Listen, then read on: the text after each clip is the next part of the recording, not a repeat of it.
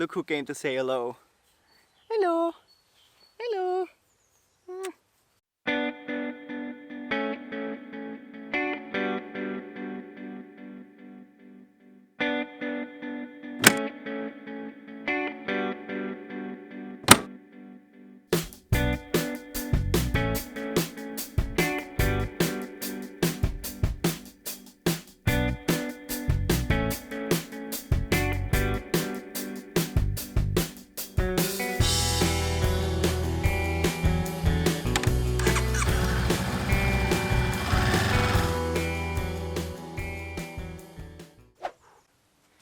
It is hot. It's 20 degrees Celsius outside. It's the hottest day of the year, I think, right now, so far. So in my 1000 kilometer review on this bike, I said I was going to talk about the accessories in a separate video. This is that video. So first, a big thank you to Tibor Kovac, I think it's pronounced. You guessed the movie quote right. It was from Kill Bill 2. So if you want your comment to show up in the next video, just stick around. I'll give you the next movie quote at the end of the video. Alright, so I'll list the accessories in order that I have installed them. First, there were the crash bars. Second, the handlebars. Third, the Givi top case rack. 4, the Givi side pannier rack, and then I put on the panniers. 5, the tank bag. 6th, the center stand.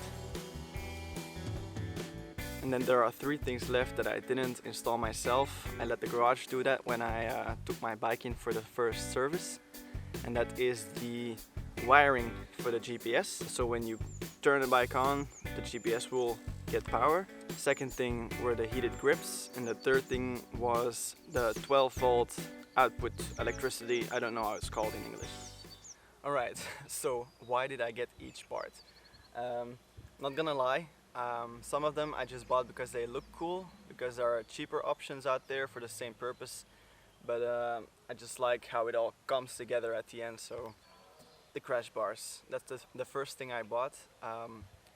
It's not only because it looks cool, it's also because it's safe. So this protects the whole like plastic framing, which is a big deal, because if this gets damaged, the bike will most likely be expensive to repair. There is also like a crash bar for the engine itself. I chose not to do this because if I drop this bike right now, it's gonna drop on this and on this and on this, and it's gonna first hit the pegs before it hits the engine. So in my opinion, the engine's safe. I was thinking about getting a skid plate to protect the underneath of the engine, and that's probably something I'm going to buy in the future, especially if I plan to do more off-roading. I'm gonna need that for sure. So there are a lot of different options out there for crash bars. I decided to go with the Givi crash bars for 2 reasons. One, I thought they looked the coolest. Let's be honest, it looks dope. And the second thing is this bar right here. It makes sure that if this thing does fall, it's not gonna bend inwards. So there's no way it's going to bend that way. The other options I saw, the points where it attaches to the motorcycle just were one-sided. So there's a little bit of a chance that if it falls, it's still going to bend that way. I know these bars are really thick and they're not gonna bend easily, but just to be sure, it's really nice to have this bar right here. And I just love the look of it. It reminds me of the African Twin, which this bike is based upon, so fits nice. Then the second thing are the Sw-motech Cobra handguards with the extension. I felt without the extension placed on it, my hands were getting a little breeze, so I bought the extensions. They were like 20 euros extra. So these handguards are attached to the handlebars at 2 points for more security, right here and right there. And here is like a really strong steel bar, or I think it's aluminum. So if you're riding and you hit something like another car or like a tree or something, and it comes here, your hand is going to be okay. And also if the bike falls, it's gonna land on this. It's gonna not bent the hand bar, so that's really good also. Alright, next was the Givi top case rack. I didn't actually bought a top case, but I needed this rack to install the side rack, so that's why actually I bought it. I know there's like a little kit which allows you to install the side panniers as well, but I thought I would just go for the top case rack, because should I decide to buy a top case eventually, I'll have this installed anyway, so that's why I did this. I installed this plate right here. It's, I think, the M8 plate for the monarchy system. Next, I installed the side pannier rack to put the side panniers on. It's a really good system. Feels really rigid and secure. It's definitely a good choice. So I think these panniers are the accessory that stands out the most. It really makes the bike look a lot more big and different, which is why I like it. So by now you probably noticed everything I put on it was in black. That's a little hint for the movie quote at the end of the video, because I really wanted to go for that incognito look of like adventure riding or something. If I would have bought the red model, it's also a beautiful model, I would have gone for the silver crash bars and the silver panniers. That would look awesome as well, I'm sure. I think I'm going to talk about these panniers a little bit more, so let me take them off. Alright, so this is actually a pretty easy system, a really great system for such a rugged case.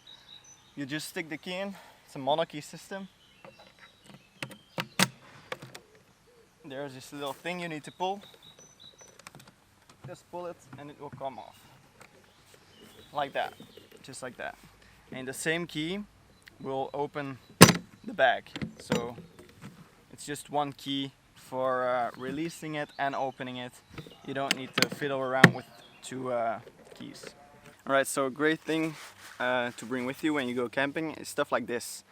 It's handy for putting on your dirty shoes in your tent. It's handy for putting your knees on when you're working around your tent, if you got a tent where you can't stand up.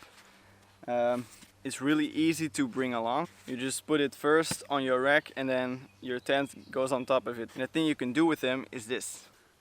So first you put these straps on the ground. You put the cases on top. You stick one of the foams between them so they don't damage each other. You stick two of those things. If you brought one, just do one. Maybe it's more realistic if you got one, you're not gonna bring three, so just one. And then just strap around these things. Just like that, and then you've got a table. It's just a perfect dinner table. You can fit two plates on here perfectly. So if you want to be a real caveman, just eat from your hands. Alright, what was the next thing I said? I got a little bit off topic. Oh yeah, I think I said the tank bag. Alright, so it's a Givi tank bag as well. So my whole luggage system is from Givi. I'll take it off. So this one. By the way, all the specific names for every accessory are named in the description, so just have a look at that. For this bike, you can't really go really big on tank bag because the tank is quite small. So this is like the biggest tank bag I could find that fitted my bike. I chose to go for the magnets because I don't really like the look of the tank lock system on my bike. Plus, if I go away from my bike and I want my bike to remain secure, I'm just gonna take this with me, because you can turn this into a backpack, which is like the main reason I bought this thing. So you've got the straps for making a backpack in this like little side pocket. You can tuck the magnets away pretty easily. All the flies, man. Feels like summer's here already. Right, so this is with the magnets tucked away. The top side of the case is going to be the upside when you're wearing it as a backpack. Normally you've got two shoulders, so you've got two straps to fit to the tank bag. You just put them on. These are the two for your shoulders, and you've got one left. You just click it here, it's really easy, like this. and you can wear it as a backpack. So if you leave your bike, you can just strap this on your shoulders, go on your hike, and don't worry about keeping things unsafe on your bike. So yeah, see you in 10 minutes. I'm just joking. They're really easy to take off. You just stick them back in like this if you want to drive again. And you can stick it back on your tank like this. And then the other side pocket, there's some other thing. There is a raincoat, and the raincoat is fluo yellow. And I chose to buy a lock to you know, lock it. Just open this lock. 4, 3, 1. Just kidding. There are these little rings here. You can just put the lock in. So I know this actually isn't going to do very much, because if a thief just wants to grab your tank bag, he's gonna cut the fabric and it's just gonna take it with him. It's just to make it look more safe. The only thing it's going to do is, if a thief wants to grab something, they're gonna need more time to do it. And that's maybe a barrier for them to not steal something. So that's the only reason. It's also got this little thing to put your charger through. So you can charge your phone or your GoPro or whatever when you're riding. Right, let's open it up maybe. So this is a 15-liter bag. There's this little section right here where you can put a map or your phone or something. There's actually also an iPad cover that goes over here. I don't really use it because I don't bring an iPad when I go camping, but you can stick other things in there. So maybe it's like an extra layer for things to put in. But the bag itself goes open like this. You notice when you open it, there's this little extra bag inside that is stuck in there. You can't put it, can't pull it out. But it's actually an extra layer for waterproofing. If you want to put things in there, you can strap these things and then close, and it's going to be more waterproof. I don't really use it right now because it's not raining at all. It doesn't take up any room, so you can just fold it back and use the entire space. There is also a zipper you can undo to extend the bag a little bit, so you've got a little bit more room inside. So yeah, it's a really great tank bag. Alright, so the next thing is the center stand. Hello? Hello? Look who came to say hello. No, you don't like it. No, you don't like it. Oh, no, yeah. Oh, yeah. So the center stand's actually pretty straightforward. I just installed it because it makes maintenance a little bit more easy. If you want to clean your chain, it's gonna be very easy to do that. If you wanna change tires, you're gonna be able to do that. So yeah, that's just the main reason. Also, when you're out camping and the ground is not really great for putting your sides stand, you can use your center stand as well. So right here in my garden, there's not really a solid underground, so I use the center stand to keep it very stable, so it's not gonna fall over. Alright, and then I think we arrived at the 3 last things that I didn't install myself. The electrics. So the heated grips, they're from Honda as well, like the center stand. Right now with the lockdown, we can't go out riding for unnecessary reasons. So I actually experienced it only once when I came back home from doing the first service on the bike. And I was really pleased with it. I have never ridden with heated grips on any bike, so it was the first experience for me. But it's really nice. It's especially good for warming the inside of your hand, and then the hand guards are going to keep the outside of your hands a little bit more warm because they deflect the wind. So yeah, I'll show you how it works. So you just turn the key, turns the bike on, and then you just press this little thing a couple of seconds, and it's gonna pink. And then when the light comes to a standstill like this, the grips are going to heat up. So yeah, that's more like a comfort thing, not really functional, it's just comfort. Next thing is the GPS. Also, when you turn on the bike, GPS will turn on as well.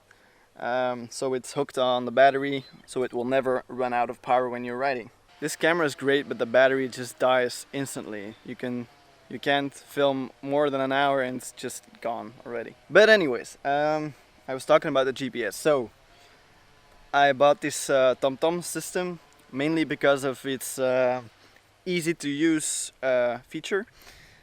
I just want to ride for fun, you know, so if I want to go out riding, I just want my system, my navigation to be very simple, and that's what TomTom is. So you put it on, you put your finger on where you want to go, and it's going to search the most twisty roads it can find to get you there. Also, the TomTom website's really great for planning out trips. You can really zoom in and you can really find some fun roads, and you can just transfer it to your GPS in like 10 seconds or less. So it's really easy system to use. And then the last thing that I didn't install myself is the 12-volt output electricity thingy. I don't know how it's called in English. I can probably look it up, but you know, you understand what I'm saying. There's one more thing I didn't mention.